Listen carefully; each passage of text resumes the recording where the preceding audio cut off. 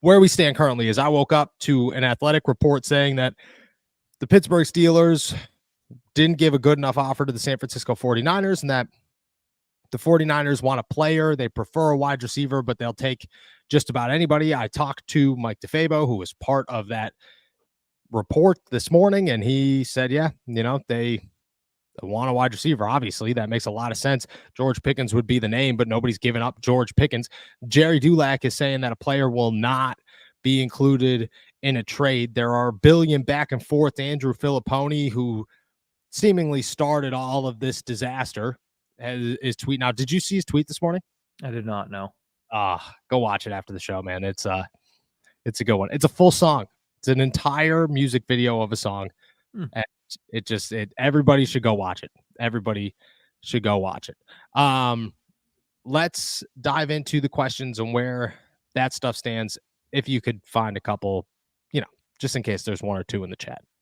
We have one from Aaron, excuse me. He says, is this even going to happen with Brandon Aiyuk? Do you think that there's still a chance it happens? Look, I stand strong with 70%. I think yes. I think it leans heavily towards yes, but it's no guarantee. Nothing is a guarantee. The people I have spoken to have said that the word optimism is there, but to the degree that people are saying it is might be a little bit far-fetched, that they believe that things will work out in their favor, but there has to be some middle ground. Otherwise, this would have happened already. If everybody was if the Steelers were oh, this is going to happen, there's a guarantee, just wait, it's going to get there, as some of these people are saying that it is, a deal would have already been done. It would have moved a lot quicker than that. It's definitely not to the degree of some people and some reports or some rumors, and it is more so they need to find some middle ground, but they are trying to find some middle ground, and the Steelers are optimistic that they're going to be able to. I think the other side of this is that everybody thinks that the Steelers being optimistic and that all these reports saying how close they are is they're taking it as the Steelers are about to fleece the 49ers. That's where the optimism needs to be held back, because right now where we stand is the 49ers are trying to not be fleeced, and that makes a lot of sense. So they have to find more middle ground than where it is right now. I don't think it's a guarantee, but I still stand strong at that 70%. Let's go to Casey Benson, who wants to know, if we do get Brandon Aiyuk, who has the bigger year, him or George Pickens?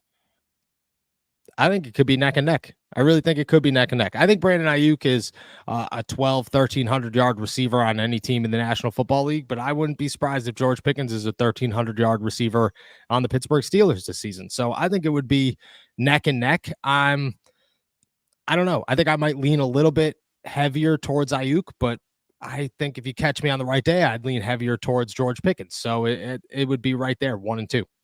Let's go to Michael Schock's question, and shout out to Michael, of course, as always. He says, as always, do we trade for Aiyuk mid-season so the price would be cheaper, although it would be hard getting him acclimated mid-season? Or do we bite the bullet and trade more for him now and have him to gain chemistry?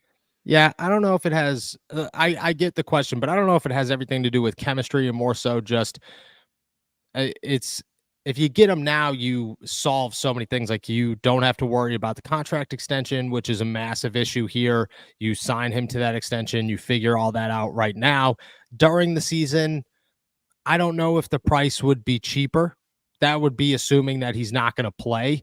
And if he doesn't play, yeah, it probably is cheaper, because the 49ers are looking at it and saying, well, we're not just going to let him walk for nothing. But at the same time, guys who don't play during the season become a much bigger risk to how well can they acclimate back into the system. And I think every day that he misses is a problem right now. So I would say right now is the better bet. If he sits during the season and you trade for him mid-season, I'm more cautious to hand him $30 million a year and feel okay with it.